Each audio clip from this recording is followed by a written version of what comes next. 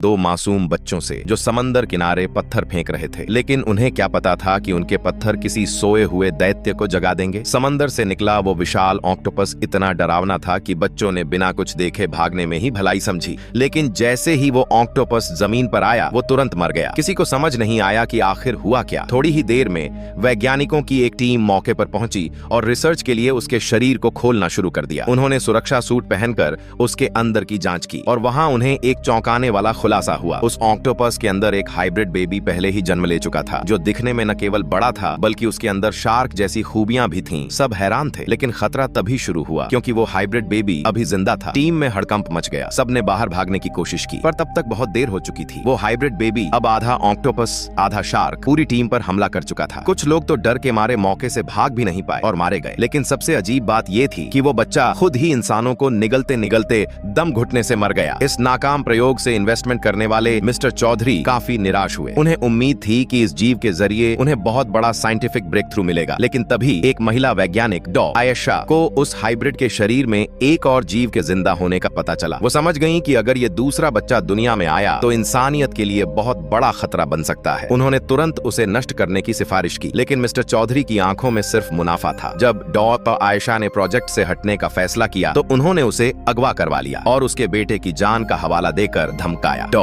आयशा को मजबूरन मानना पड़ा। उन्होंने सोचा कि जैसे ही हाइब्रिड के दिमाग का एक्सट्रैक्शन पूरा होगा वो तुरंत उसे यूथेनेसिया इंजेक्शन देकर खत्म कर देंगी। लेकिन उन्हें नहीं पता था कि मिस्टर चौधरी पहले ही सारे एक्सपेरिमेंट्स में छेड़छाड़ कर चुके थे। जैसे ही उन्होंने प्रक्रिया रोकने की कोशिश की, वो हाइब्रिड अचानक हमला कर देता है। उसके खून में मौजूद सेल्स इतनी तेजी से बढ़ते हैं कि किसी के भी कंट्रोल में नहीं आता। डॉ आयशा चौंक गईं। ये क्या हो रहा है? तुम लोगों ने मुझसे क्या छिपाया? एक असिस्टेंट डरते डरते बोला। चौधरी सर ने मना किया था बताने से। उन्होंने कहा था रिसर्च फास्ट ट्रैक पर ले जानी है। डॉ आयशा तब समझी कि जो इंजेक्शन उसे दिए जा रहे थे वो असली सेफ्टी ड्रग्स नहीं थे, बल्कि एक धोखा था। इधर हाइब्रिड तेजी से ग्रो करने लगा। उसके पोषण टैंक में ही वह इतना बड़ा हो गया कि एक असिस्टेंट का हाथ तक फंस गया। डॉ आयशा दौड़कर पहुंची और बाकी स्टाफ के साथ मिलकर उसे बाहर निकाला, लेकिन तब तक देर हो चुकी थी। वो हाइब्रिड टैंक को तोड़ चुका था और सभी की जान पर बन आई थी। लोग भागने लगे, बट कुछ तो भाग भी नहीं पाए। दो असिस्टेंट्स वहीं मारे गए। डॉ आयशा किसी तरह खुद को कमरे में बंद करने में कामयाब हो गईं और उसे डीप फ्रीज करने की कोशिश की, पर कुछ मिनट बाद जो हुआ उसने सबको हैरान कर दिया। ठंड के बजाय उस हाइब्रिड की शक्तियां और ज्यादा बढ़ गईं। उसका सेकंड फॉर्म देखकर खुद डॉ आयशा के होश उड़ गए। अब आगे क्या होगा? क्या वो हाइब्रिड पूरी मानवता के लिए खतरा बन जाएगा?